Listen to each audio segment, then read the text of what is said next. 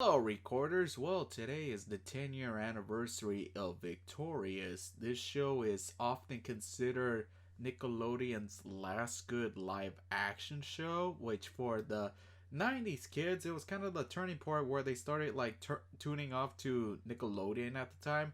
Now let's review this show after 10 years.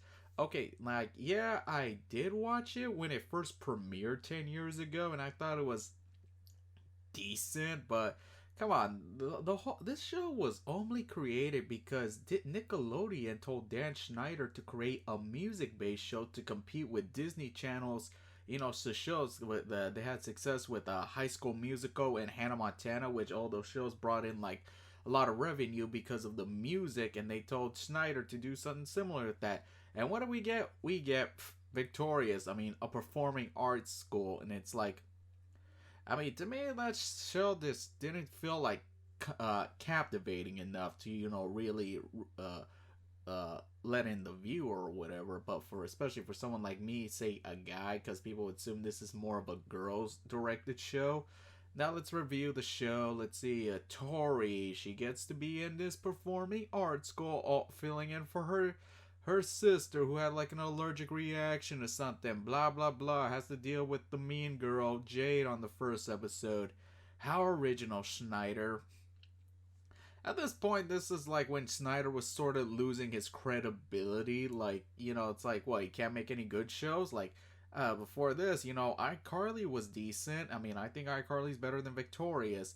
As for me, like, yeah, I did not relate to the characters that much. Now, sure, maybe 10 years ago I sort of thought about being an actor, maybe. I mean, Tori, how can I relate with this character? I mean, Tori wasn't that, say, all that relatable or anything. I mean, I didn't even think she was all that funny. I mean, I like Victoria Justice better in Zoe 101, as Lola. I prefer her in that. Let's see, Tori, Blam, Trina, do not relate to her at all whatsoever. And of course, here we come with a before pop sensation, Ariana Grande as Cat. Yeah, I did like Cat, but not so much, especially like for early on in the episode, like especially how she said, "What's that supposed to mean?" Like you kind of thought that was gonna be something later on in the show, but it wasn't. And I did like her as a red hair during the show, which of course Ariana Grande does not have at this point, which she said she wore a wig when they did that spin-off Salmon Cat, but yeah. And I'm very glad how where Ariana is now with her music, because I really do like her music. And at this point, I guess a lot of people have completely forgot she was on the show. Let's see, Jade. Now, I did like Jade, but not so much in the first season. Like, Jade, I kind of liked her in the second season when she had, like, black hair, because I thought she looked kind of hotter with it. And I do like Elizabeth Gillis, like, very much. Like, I thought she was a better actor. Really good in the show. And then, the boyfriend, Beck, which, decent guy. And fun fact, I actually met, Avin Jogia, like, last year at LA Comic Con, which, only cast member I met from the show. Introduce Avin Jogia. His characters from Berkeley.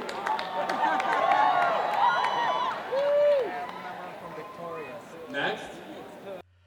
And then came Andre.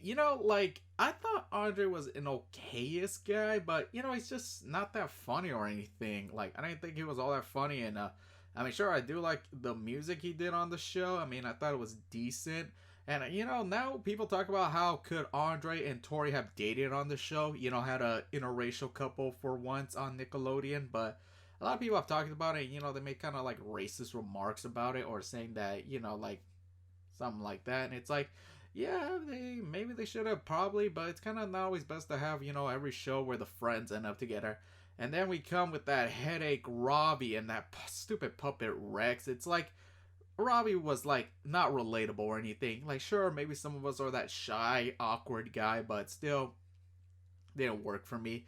And I didn't like the whole thing with the puppet. It's like, here's a fun fact. Jason Earls of Hannah Montana said in an interview with Jimmy Fallon that Jackson was originally going to be a guy with the talking puppet. As for Victorious, like, yeah, I thought it was decent. I would watch almost all the episodes, but I actually never really finished the show. I feel like when it got to like its fourth season, or this season 3 that was split into two parts to be a fourth season. I actually never really finished the show, and at this point, I have never like looked back at the last 10 something episodes. I felt like I've had enough of this crap. Like Victoria's failed to win me over, and as I got older, I started learning more about the behind the scenes thing, like saying how why the reason the main character started wearing like almost the same clothing is because the show's budget was mostly for music, and they didn't have enough to do more wardrobe and so on. And I thought maybe it was a more better realistic approach that the characters wear the same clothes. Like, come on, how the hell can they have so many clothes or original outfits or so on? And now I'm starting to learn of all this behind the scenes drama to what led the show in. Like, people are saying that Ariana and Victoria were not getting along, all these rumors, and of course, how, in fact, in the episode, the 1 hour special, Freak the Freak Out, and I mean, the first time we really get to hear Jade and Kat singing, it's like, I love that duet. It's like, they were so good, and I was thinking, why couldn't they have them, like, singing more often? I mean, I thought they were way better singers than Tori, and it's like, like they could have like put the spotlight more on them more often. And I heard of another rumor saying that the reason that they didn't get to sing a lot is because they didn't want to outshine the so-called star Tori. And I was like, bullshit, they should have let them like sing more often. And I'm kind of glad that Ariana Grande has this mega star music career right now, as I mentioned. But still, it's like, I mean, that was the moment where I feel like, Tori is like probably, it's like one of the weakest things about the show. It's like she's not all that good of a protagonist. And I did like the crossover with iCarly, iParty with Victorious. I thought it was a decent crossover, and I did like it was kind of, like obvious that crossover was gonna happen. Uh,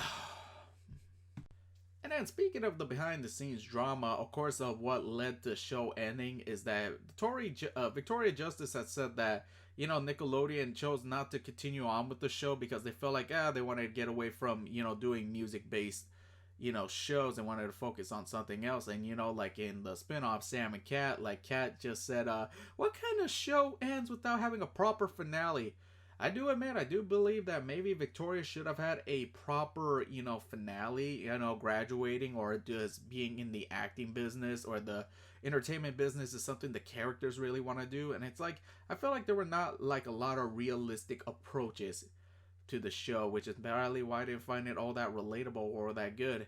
As of where the show is now, well, most of the characters have moved on to bigger things, especially, Ariana Grande, obviously. And, all the other actors have gotten decent acting, more acting or just moving on in their lives. I mean, that's all what life is. As of now, like the show has hit a resurgence on like on Netflix with having like like people for nostalgia purposes. It's like good for them. Let them relive their happy memories of this show and what could have been if they did a proper finale. As for me, like this was probably the last good Nick show to me, like live action, because that was almost the turning point where I stopped watching, keeping up with like Nickelodeon stuff, because I was heading to college and like focusing on adulting. Anyway, Victoria's not really one of my favorite Nickelodeon live action shows. I mean, not on the same level with Drake and Josh, Ned's Declassified, Zoe 101, or iCarly. And it's like, that was just it for me. And I'm like, it's like not really the biggest fan of this show. And, if you're a fan, I won't get offended. Anyway, comment down below. Tell me your memories of this show. And catch you next time, recorders.